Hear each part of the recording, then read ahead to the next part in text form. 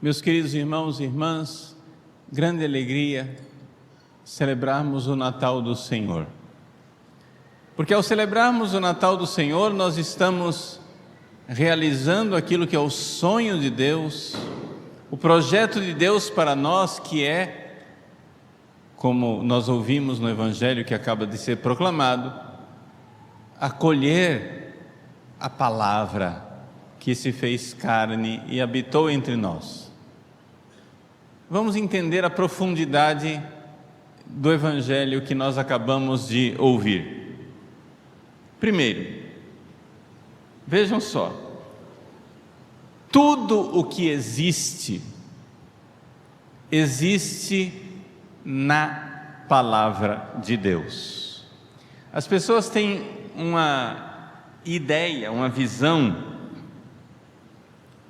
assim, superficial, diria até infantil, que foi imposta pelos protestantes. Os protestantes insistem tanto que a Bíblia, as Sagradas Escrituras, são a palavra de Deus, que a gente acha que a palavra de Deus é isso mesmo, é um livro. Não, a palavra de Deus é uma pessoa divina. A palavra de Deus, o Verbo eterno, é o Filho de Deus eterno.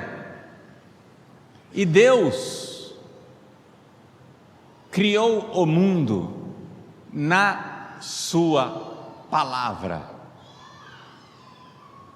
Ou seja, cada coisa que existe é uma pequena palavra de Deus que existe nessa palavra eterna, que é o Filho de Deus. Se nós olhamos para essa rosa que está aqui, essa rosa, ela está sendo pronunciada por Deus. Essa rosa é uma pequena palavra de Deus, ela está sendo pronunciada, e tudo o que existe se sustenta porque Deus está pronunciando isto agora. Vejam a criação do mundo. Lá no início do livro do Gênesis está escrito assim. O microfone está muito alto. Alguém veja o microfone que está muito alto, por favor.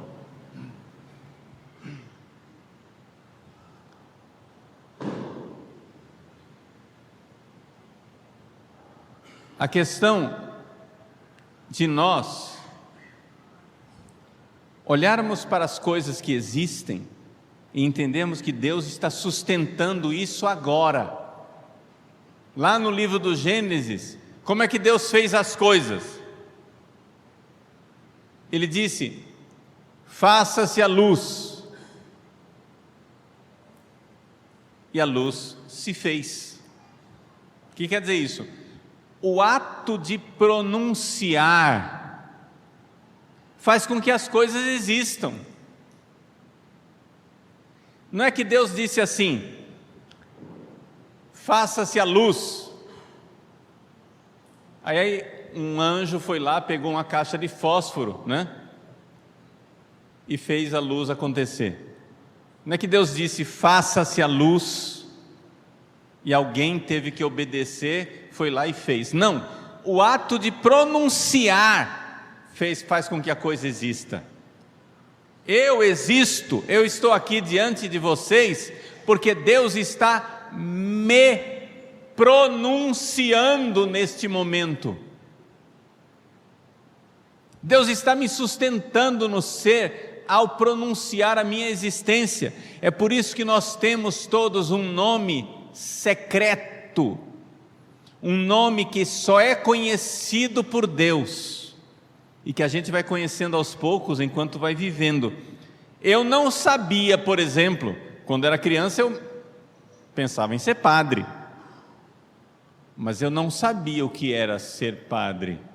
Hoje, depois de 27 anos, o sacerdócio que Deus esperava de mim, e o sacerdócio que de fato aconteceu, e os acontecimentos da vida, etc, etc, vão tornando mais claro que Deus me pronunciou de um jeito. Existe um nome secreto, um projeto divino, um projeto de Deus por mim. Qual é o plano de Deus para mim? Deus me pronunciou. Quem sou eu? Quem sou eu? Eu estou sendo sustentado pela palavra. Tudo o que existe é sustentado pela palavra. Nós ouvimos, o Evangelho diz, tudo o que existe foi criado pelo Verbo, pela palavra de Deus, e nada do que existe sem a palavra. Eu quero que vocês entendam isso. O que é que isso quer dizer na prática? Vamos ser práticos. Padre, sai da teoria, pelo amor de Deus, padre, eu quero levar alguma coisa para casa. O que você tem que levar para casa é que o ser humano está tomando o lugar de Deus, e nós achamos que a nossa palavra cria as coisas. Deus pronunciou, por exemplo, homem, mulher, mas você pronuncia uma coisa na sua mente e você acha que você é aquilo que você pôs na sua cabeça. E é isso que está acontecendo no mundo. O que é a ideologia de gênero? É o homem tomando o lugar de Deus. Deus me fez homem. Deus fez homem, Deus fez mulher, mas você quer agora decidir o que é que você vai ser. Você tem uma ideia, palavra. O que é uma ideia? É uma palavra mental. Você tem uma ideia e você diz, faça-se. Então, se eu quero mudar de sexo, o governo que se vire para cobrar impostos e para pagar minha cirurgia da mudança de sexo. Se eu, criado homem,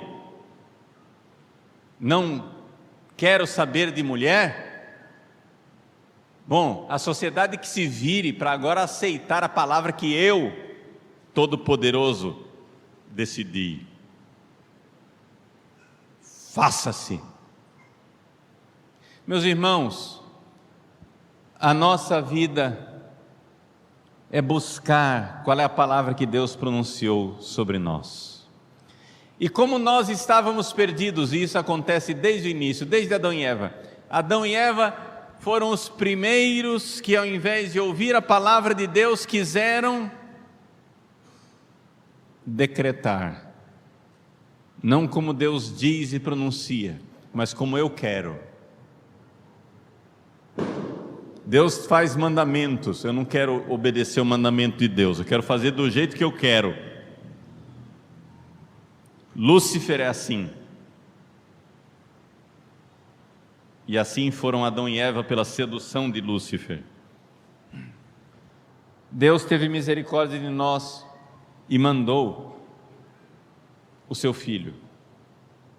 Vamos ler agora com isso que eu estou dizendo aqui, vamos ler outra vez, porque talvez você tenha lido tantas vezes o prólogo de São João e nunca parou para meditar.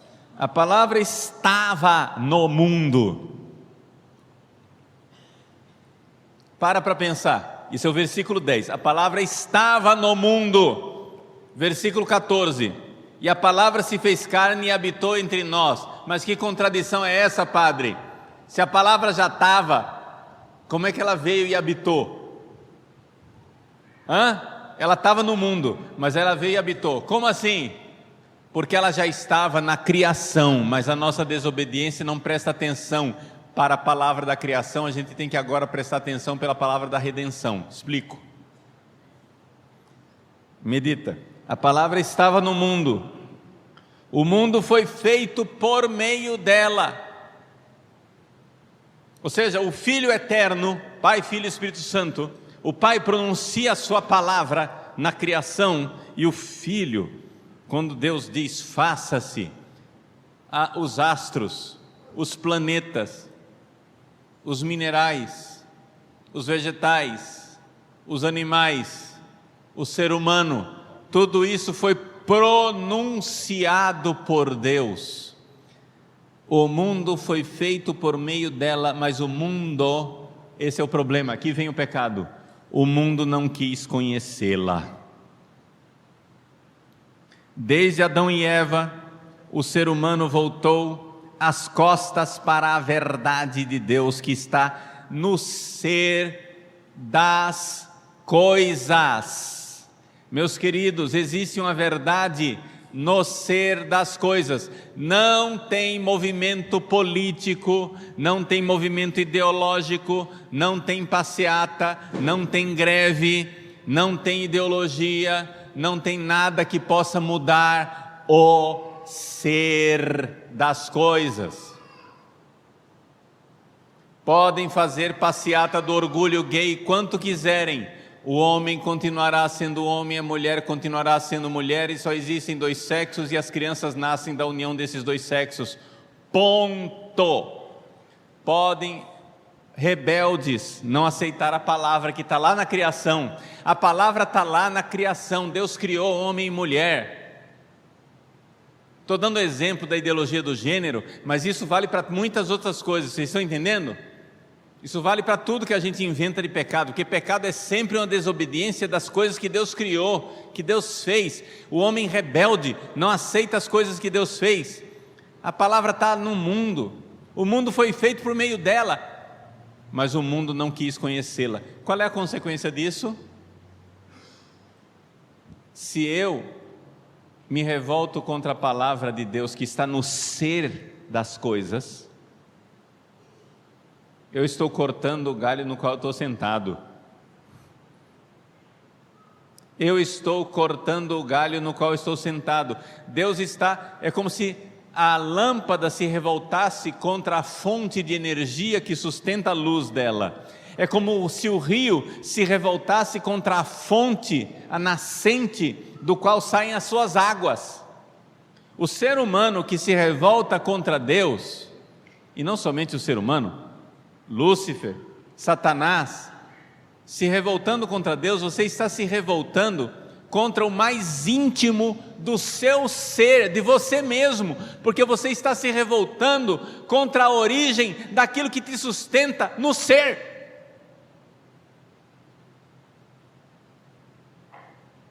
E é por isso que isso chama-se morte eterna. O pecado é morte eterna, porque de fato, não é porque Deus disse assim: se você pecar, Adão e Eva, eu vou lançar um raio na sua cabeça, você vai morrer. Não!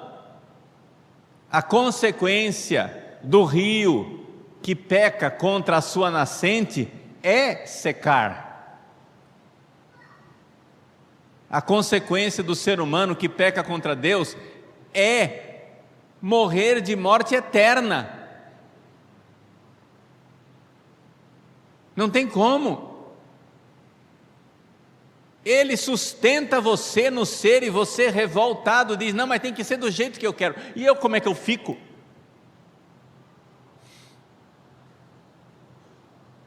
Você se proclama Deus e ao invés de fazer a vontade dEle, você quer fazer a sua vontade, os seus caprichos, os seus projetos. Mas como assim?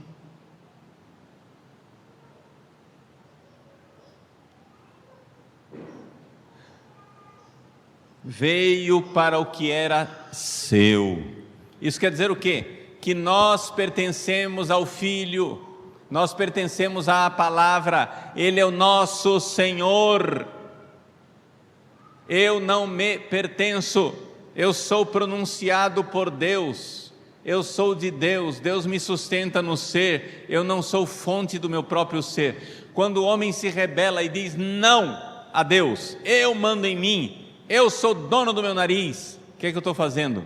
Eu estou me revoltando contra aquilo que é a razão de ser da minha vida. Eu nasci para Deus e eu me revolto, eu não quero. Mas aí vem a maravilha, e aqui é que vem o centro do que eu precisava dizer para vocês nessa noite. Vem agora, prestem atenção. Mas Até aqui, a criação e a rebeldia. Deus criou as coisas com a sua palavra, sabedoria eterna, sustenta as coisas no ser, e nós, seres humanos rebeldes, nos voltamos as costas para Ele e não aceitamos a verdade de Deus. Muito bem, mas, aqui vem a virada, mas a todos os que o receberam, que a receberam a palavra, quod autem receperum teum, quem recebeu o verbo de Deus, dediteis capacitatem, deu a eles a capacidade de se fazerem filhos de Deus. Filii Dei fieri. Se você ouvir a palavra, aqui vem a coisa maravilhosa. Você recebe a capacidade de se tornar filho de Deus. E esse milagre não acontece, né? Ou seja, bom, vamos por partes.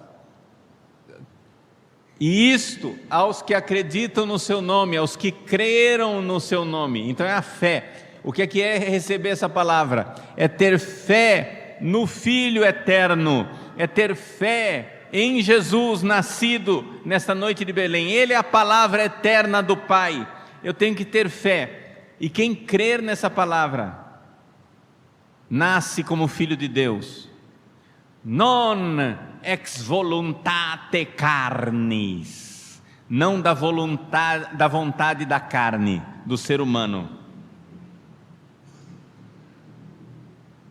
Non ex voluntate viri, não da vontade de um varão, de um ser humano, de um homem. Sed ex Deo nati sunt, mas nasceram de Deus. Você nasce de novo e agora você nasce de Deus. Meus queridos, aceitar a palavra de Deus, sair da nossa rebeldia. Você é escravo amoroso de Deus. Ele é o meu Senhor, eu preciso estar atento à vontade do meu Senhor. Eu não me pertenço, eu sou escravo de amor dele que nasceu em Belém. Ele é a razão de ser da minha vida, e eu tenho que estar atento às vontades dele, como o escravo que está atento às mãos do seu Senhor, como a escrava que está atenta à mão de sua senhora. A gente não tem noção disso. Uma das coisas malucas que aconteceu no último ano comigo é que eu, com 50 e tantos anos de idade, resolvi fazer karatê. Mas estou melhor, eu já faço genuflexão, não fazia antes, eu estou bem.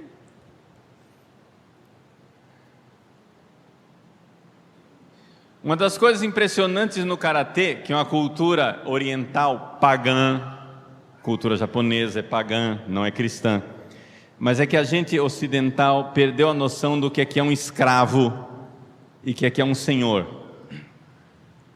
E se você tem um professor de karatê tradicional, um sensei,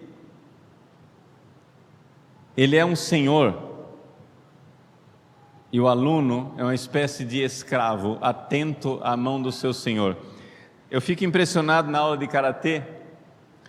O sensei, você nem sabe quando ele deu o sinal, mas o assistente dele, ele está falando aqui, e de repente o assistente corre e chega do lado dele. Ele deu um sinal que a gente nem enxergou. Eu não sei quando é que ele deu aquele sinal.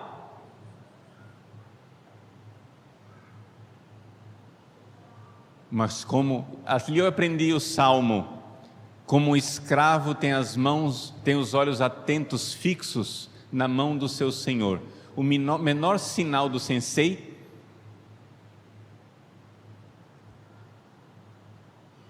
E o Senhor, o sensei, e eu aprendi isso no karatê, ele chama você. O que é que nós fazemos, nós ocidentais? Nós vamos na nossa velocidade, porque eu sou digno, tenho meus direitos. Me chamou? E eu vou devagar. Se eu for muito educadinho, digo, pois não. Não. Se é um escravo, é na velocidade do serviço. O sensei dá um sinal, aquela criatura parte como um raio na direção do seu mestre, que quando você piscou, ele já está lá, à disposição. Faz uma reverência e espera as instruções, na velocidade do serviço. Eu não me pertenço, eu tenho um Senhor. Isso tudo é cultura pagã, que eu estou citando aqui, mas nos ensina a cultura cristã, porque é assim que nós temos que ser com Jesus. É na velocidade do meu Senhor, não na minha velocidade. Jesus já disse, para com esse pecado, é agora. Jesus já disse o que é que você tem que fazer. Não, mas eu vou na minha velocidade. Não, também não é assim, padre. Tenha paciência, eu estou mudando.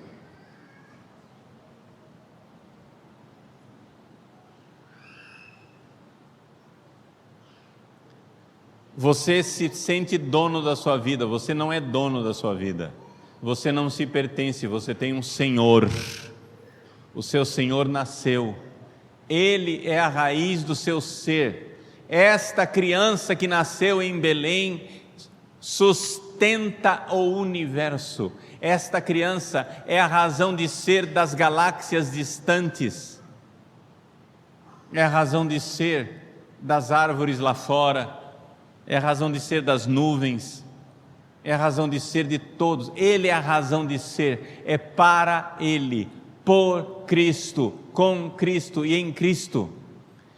Aos que crerem nisto. Quem não crê, paciência, vai ficar na morte eterna. O pessoal está reclamando que eu estou falando demais de inferno. Não tem problema, eu vou parar de falar de inferno, vou falar de morte eterna. Pronto, mudei, está vendo?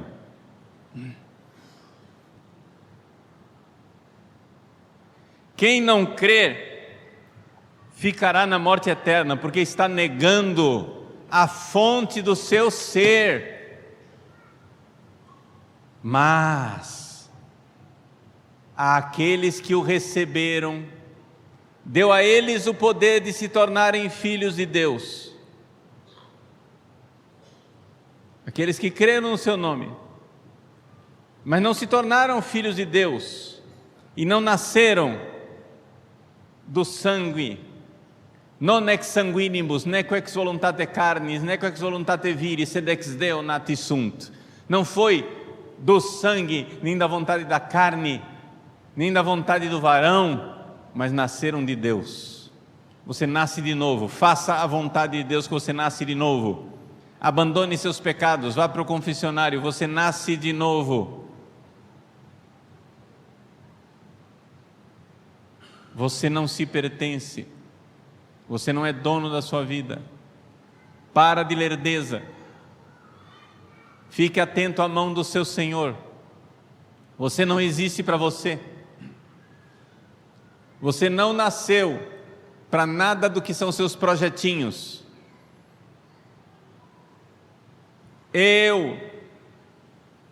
Só para colocar bem claro do que é que eu estou falando. Eu, Paulo Ricardo de Azevedo Júnior, eu não tenho sacerdócio. O sacerdócio é dele. No dia que ele quiser esmagar e tirar, ele tira. Mas padre, o senhor é padre para sempre. Sim, eu sei disso.